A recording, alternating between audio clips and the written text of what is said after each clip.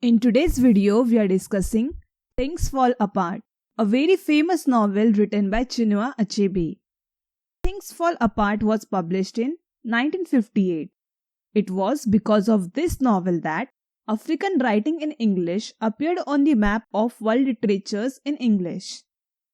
It has been translated in about 40 languages across the world and has sold millions of copies.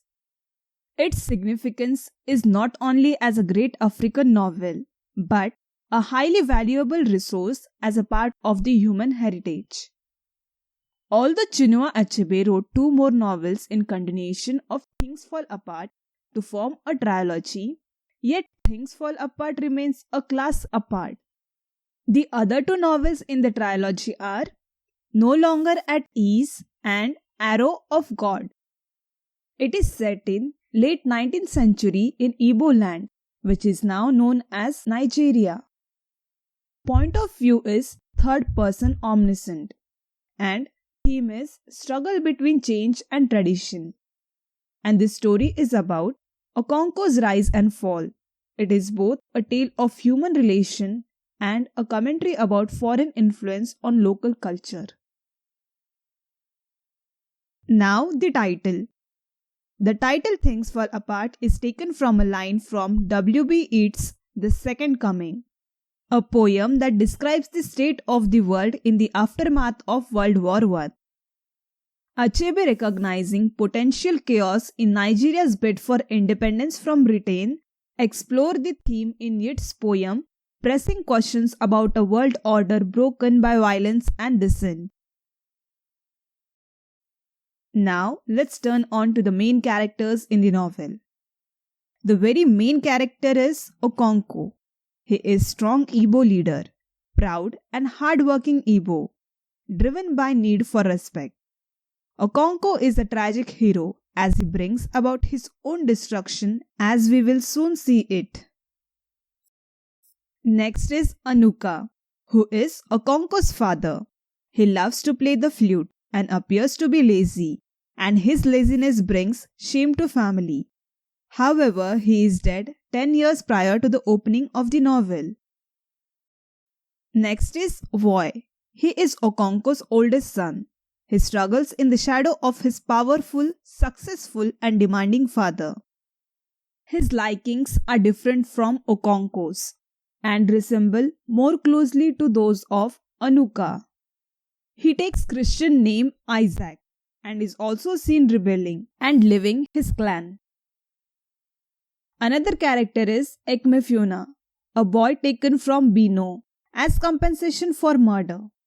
Okonko lets him live with him, and so Ekmefuna earns Okonko's respect and becomes like a son to him.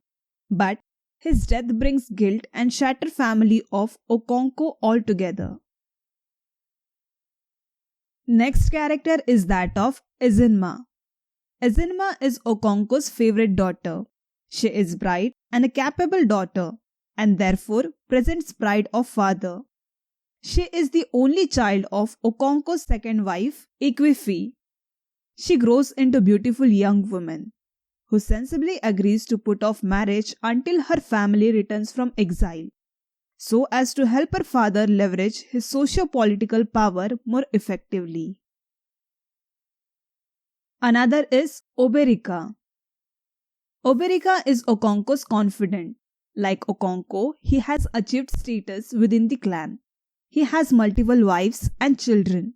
When Okonko is forced to leave Umofia, Oberika cares for his land and property.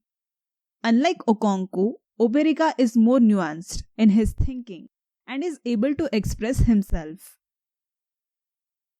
Next is District Commissioner, the British official in charge of Igbo land and has no respect for the clan.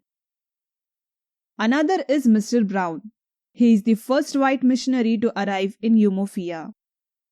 Apart from these characters, there are many other minor characters in the novel.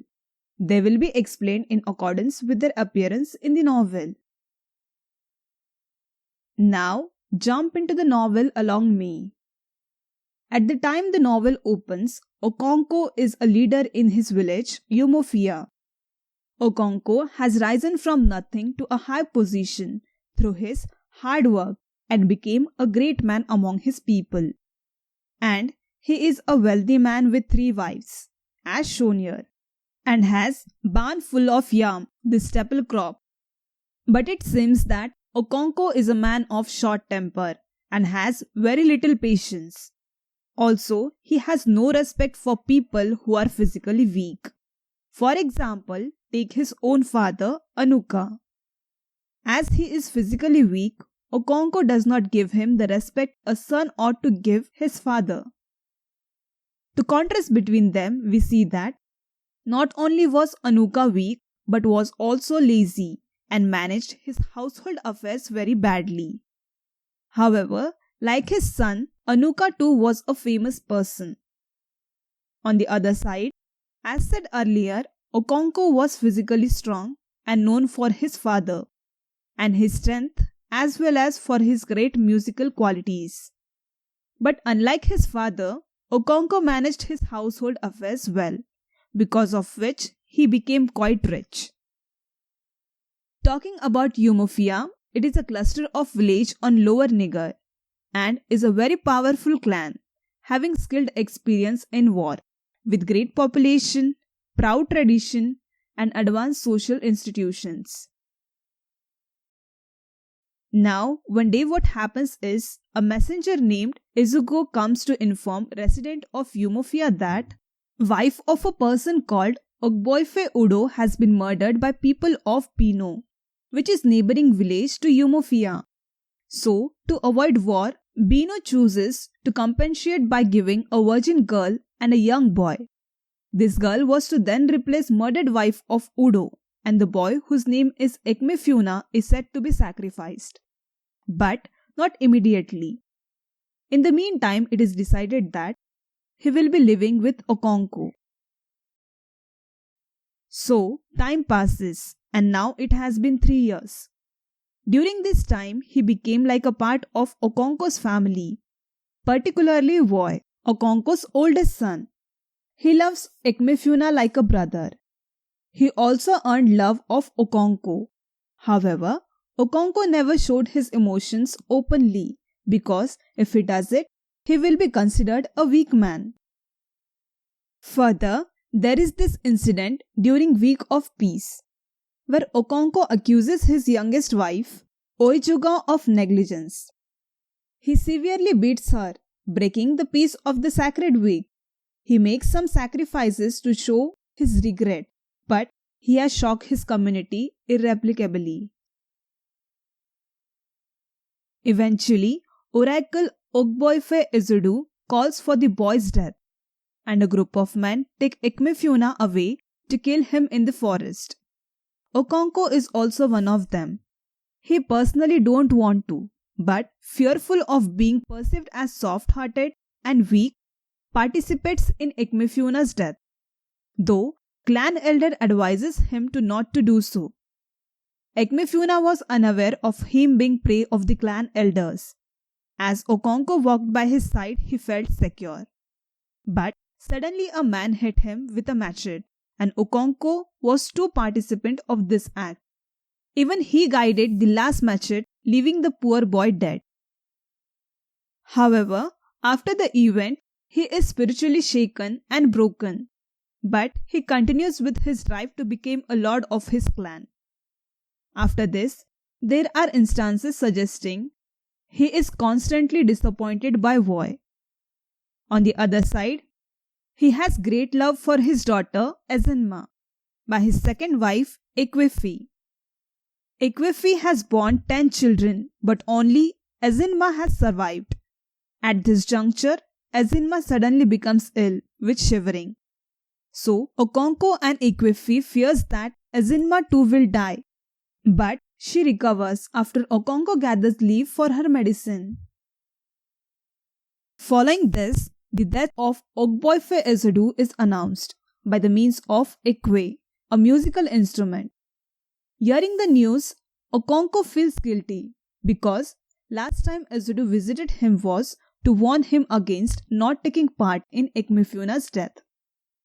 Here, Tragedy compounds upon Okonkwo when Okonkwo's gun explodes at Ezudu's funeral, killing Ogboife Ezudu's 16-year-old son. Igbo people believed that manslaughter was a major crime against Earth Goddess, and the man has to flee from his home and clan along with entire family. And since Okonkwo committed crime, he is ordered 7 years of exile. Accordingly, he gathers his belongings and moves to Banta, his mother's homeland. While back in the village, Okonkwo's building is burnt, and animals are killed as a part of the revenge for the Earth Goddess.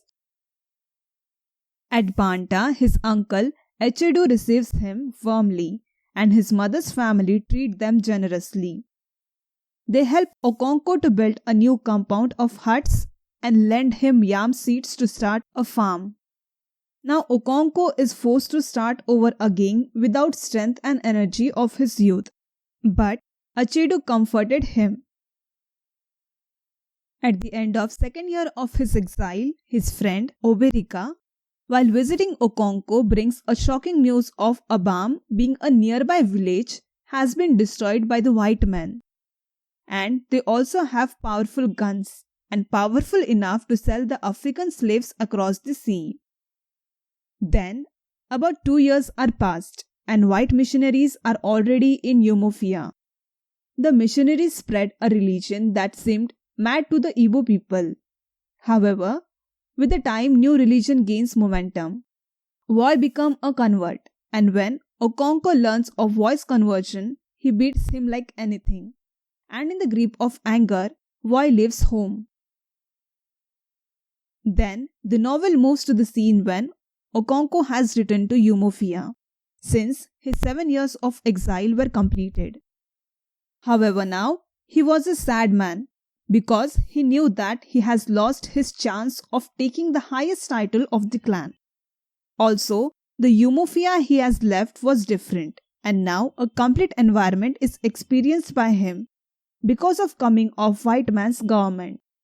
Now, there is a court of justice where district commissioner judges cases and the clan is left with no freedom.